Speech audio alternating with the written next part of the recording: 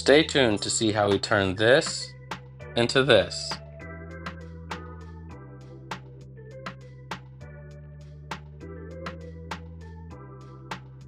So after nerding out in SketchUp for far too long, we settled on a design. On the left-hand side, we have a long cabinet, whereas on the right-hand side, we have a shorter cabinet, and below the short cabinet, we have a hanging rack. Below both the cabinets will be a countertop that's used for folding. And then below that countertop, in the middle here, we have essentially multiple cubbies that are used for multiple purposes. Not only will they store your everyday laundry essentials, but it also acts as a support for the countertop above. This span will be almost 80 inches long, and so we don't want the countertop to sag here in the middle. So the cubbies will act as storage, but also a support for the countertop. All right, let's get to the build.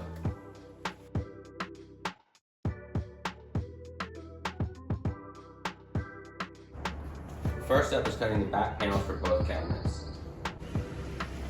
So they're both going to be 39.5 wide, and the longer back panel will be 45.5 inches long, and the shorter back panel will be 29.5 inches long.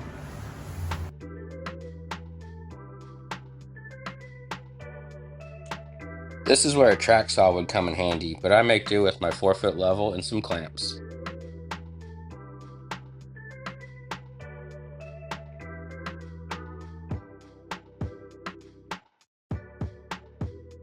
With both the back panels cut down to the correct width, we'll head to the table saw to cut them down to the correct length as well.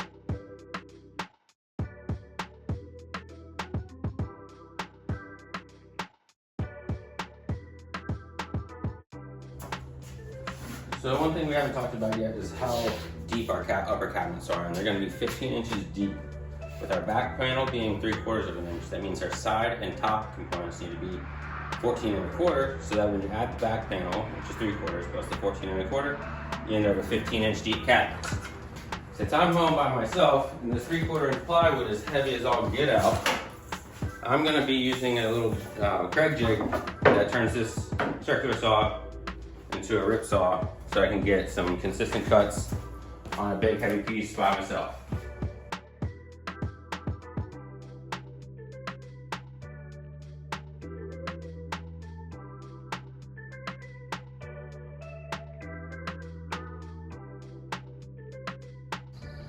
So contrary to popular opinion around my house, I am concerned about safety, especially when I'm home alone. I'll post a picture of what happened to me about 1.5 years ago on the table saw. I ended up in the hospital getting checked for internal bleeding. Felt like I got kicked by a donkey with the kickback on a 1/4 inch piece of plywood, so I can only imagine what 3/4 inch plywood would have done. Anyways, we'll be cutting this into 3 14 1/4 inch 8-foot long sections, and then we'll cut down our side and top and bottom components for both cabinets from there.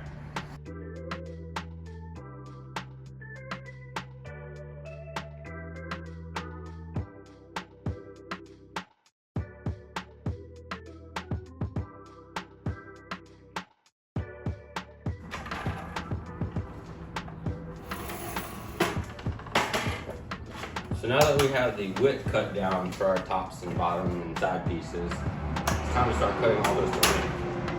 Which for our long cabinet is going to be, we need 2 45.5 inch long pieces for the 2 sides of the long cabinet, and we need 2 29.5 inch pieces for the 2 sides of the short cabinet.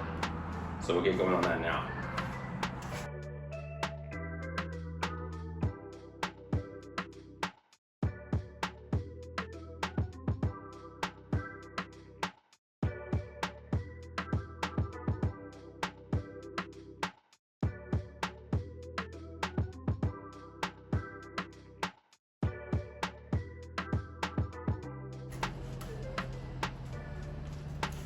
Okay, with all 4 sides, 2 sides for each cabinet now cut, we need to start doing the tops and bottoms of each cabinet, which is going to be 4 pieces, 14 1/4 wide, which we've already ripped, and 38 inches long, which is the 39.5 minus 3/4 of an inch for both sides.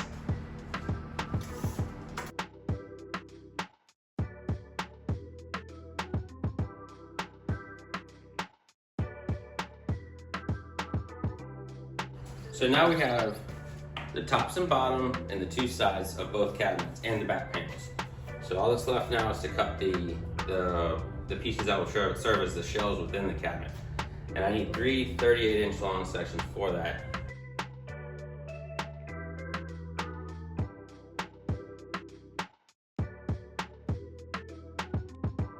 I decided to go ahead and sand all the cabinet components prior to assembly. This will save a ton of time as I won't be struggling with all the interior corners of the cabinets.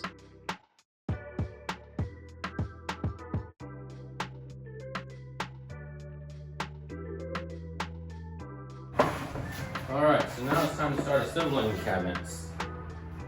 And so we'll start with the smaller cabinet, which is our right hand side cabinet. We've got two 29.5-inch sides. And then essentially we'll have a top, a bottom, and a middle shelf, all the same length.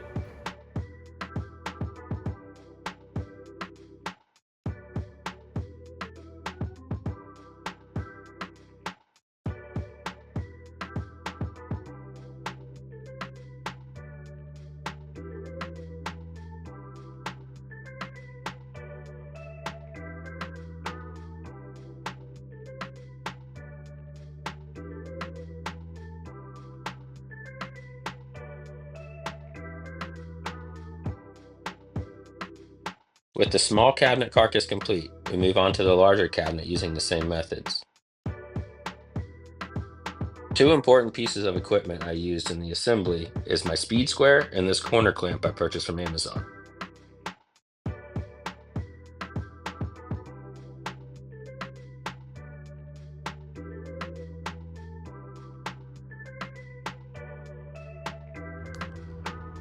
Alright, so we got our two cabinet carcasses made. Now we need to start making the face frames for these, which I'll do out of this lumber here, which is 1x2s.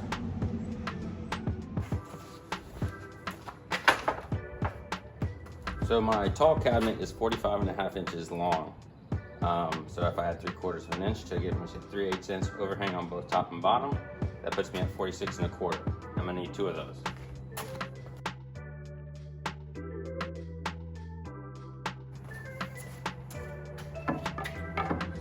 With the style cut, it's onto the horizontal rails.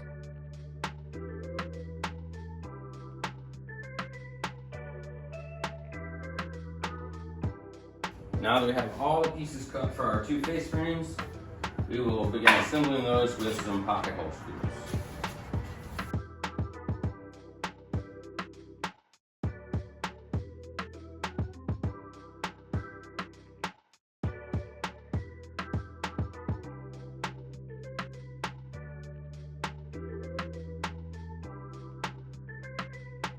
For the face frame assembly, I'm using a combination of pocket hole screws and wood glue, as well as a clamp to ensure a nice tight joint.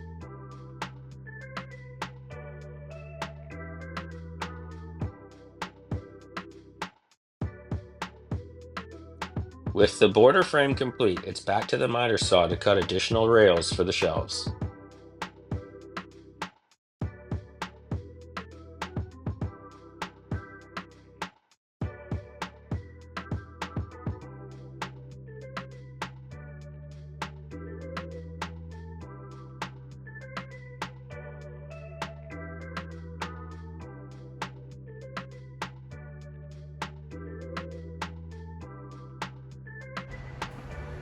So that concludes the construction of the upper cabinets. All that's left is the doors for those, which we're going to get to last. So we're going to move down to the bottom cubby divider storage compartment that we spoke about when we were looking at the SketchUp. So we'll get going on that next. So in the bottom cubby divider will be basically built in the same manner that the cabinets were, just a smaller version of it, but deeper. So the bottom cubby is going to be 18 inches deep and 15 inches wide. We'll have to account for the 3/4 inch of plywood around that. Those are the outside dimensions.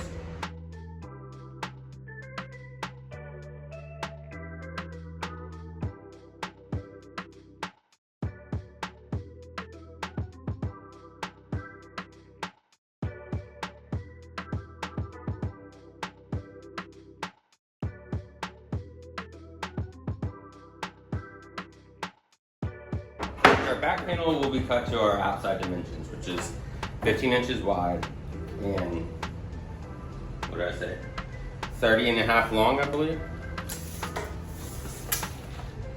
No, sorry, 40 and a quarter long.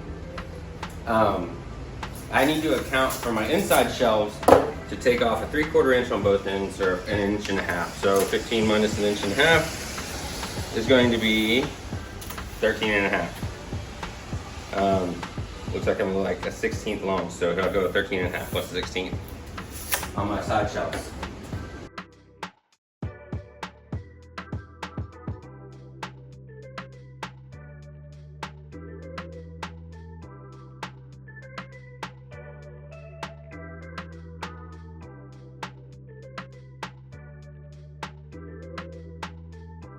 All right, got our 2 side panels, a back panel, and our 4 horizontal pieces. Now it's going to be time to mark out where our shelves are going along our 2 side panels, attach those the same way as we did with our top cabinets. Then once we have our shelves and our side panels connected, we'll attach the back. Gluing and screwing at every step.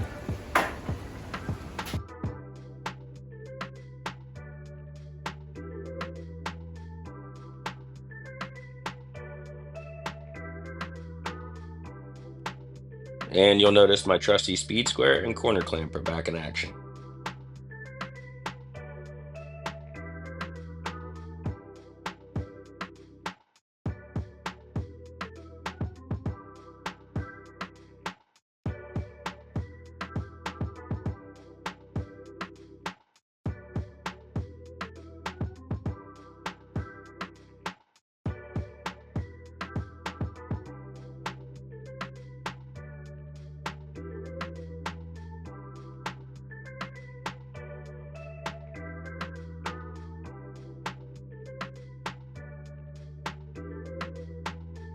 With the lower cabinet carcass complete, it's onto the face frame that's assembled in the same manner as seen before. The only difference you'll see here is I'm going ahead and attaching the face frame to the cabinet carcass because this will all be painted white, whereas the upper cabinets, the inside will be natural wood and only the face frames will be painted white.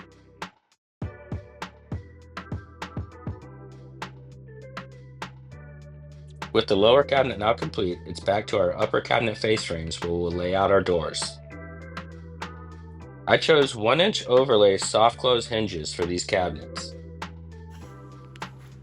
So just to give you an idea, our door is going to go from that corner to the left-hand side hash there, and we'll do one for each side.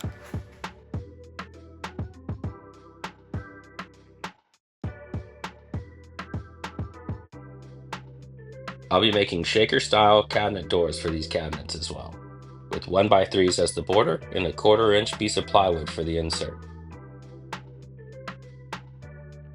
We're breaking out the handy router table to make the tongue and groove cuts for our stiles and rails on our doors. I made multiple passes when cutting the grooves and moved the fence back as I progressed so as to not remove too much material in one pass. With the grooves now cut, it's onto the tongues.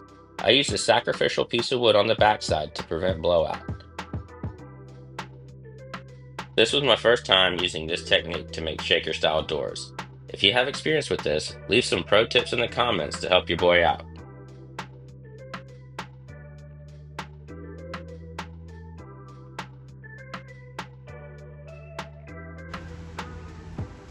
And most importantly of all, is exactly where we wanted it to be.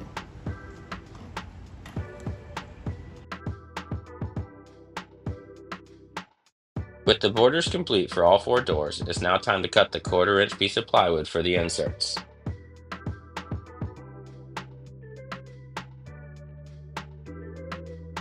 The doors are assembled with wood glue at the corners only to allow for expansion and contractions throughout the year. Years ago, I bought these nifty clamps for one of my very first woodworking projects, which was some end tables at our old house, and I'd never used them again until now. Nothing's better than holding onto something for 8 years just to need it again. With that being said, I only have 2 of them, so I'll be doing the doors in 2 sets. In the meantime, I'm filling the screw holes for the bottom cabinet with high-strength spackle that will be sanded flat before painting the whole cabinet white.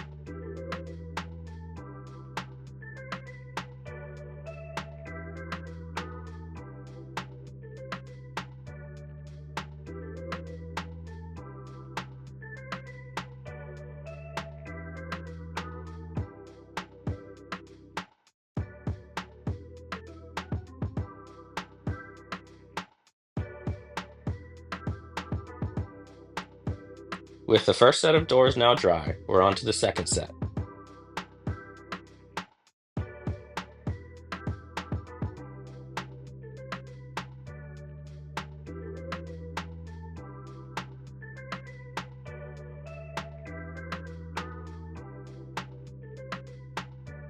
Now we're on to the last bit of building for this project.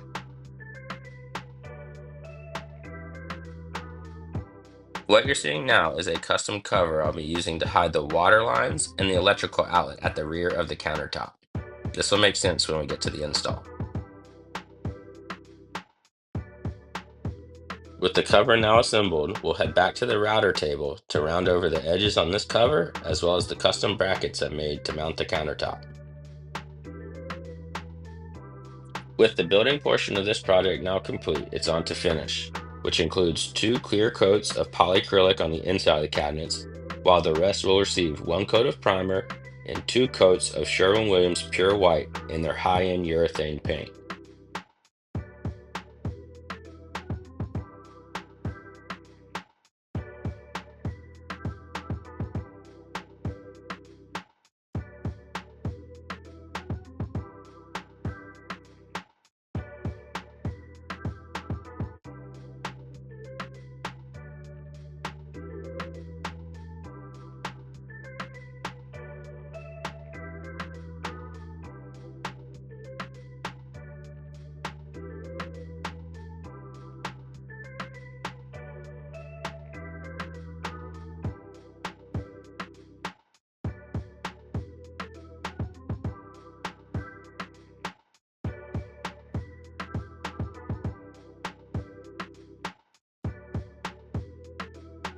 The part of the project that I underestimated the most was how long the finish would take, but lucky for you, you can enjoy it in time-lapse fashion.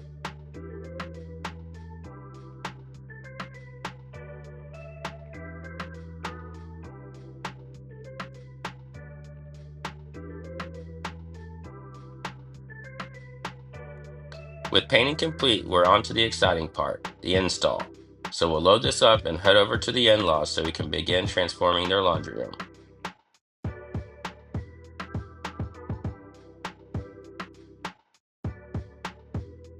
First up, we need to remove their old shelving, and we'll start by taking a box cutter and scoring the caulk so that when we remove the pieces, we don't peel the drywall with it.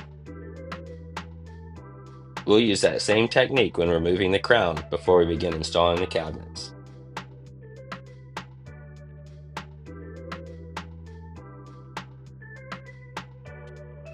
With everything now removed, it's time to hang our new cabinets.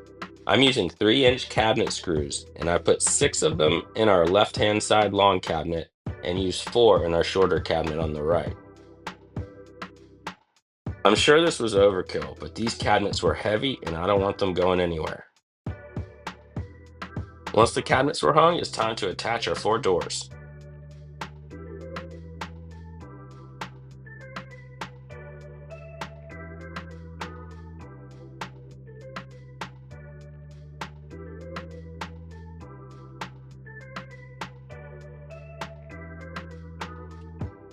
With the doors now hung, we head down to attach our brackets to the studs to hold our countertop down below.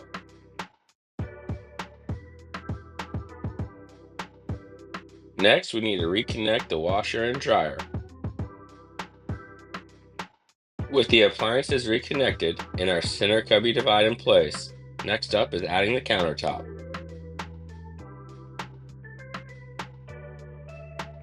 With all the main pieces installed, now we head on to the trim pieces, which starts with filler strips on both sides of the cabinet.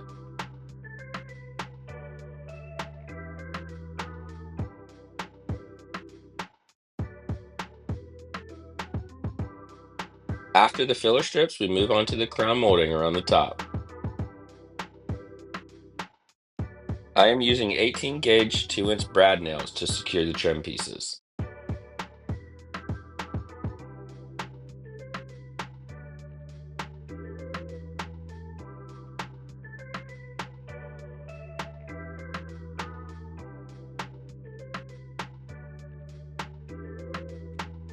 With the crown now reattached, we move on to the final trim strips on the left-hand and right-hand side of our cabinets. With the trim complete, we need to fill all the nail holes we just created, and I'm using a high-strength spackle to do that. After that, we install a custom cover at the back of the countertop to hide the water lines and the electrical plug. With that complete, we move on to our hanging rack.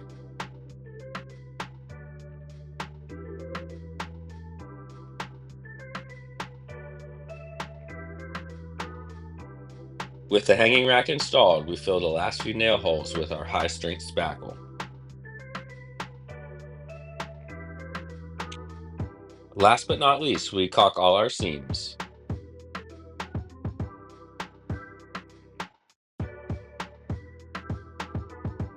My in-laws are planning to repaint the walls in their laundry room, and when they do that, they will complete the touch-up paint for everything we've just installed. So that concludes our video for this project. If you like what you saw, please like and subscribe for more content.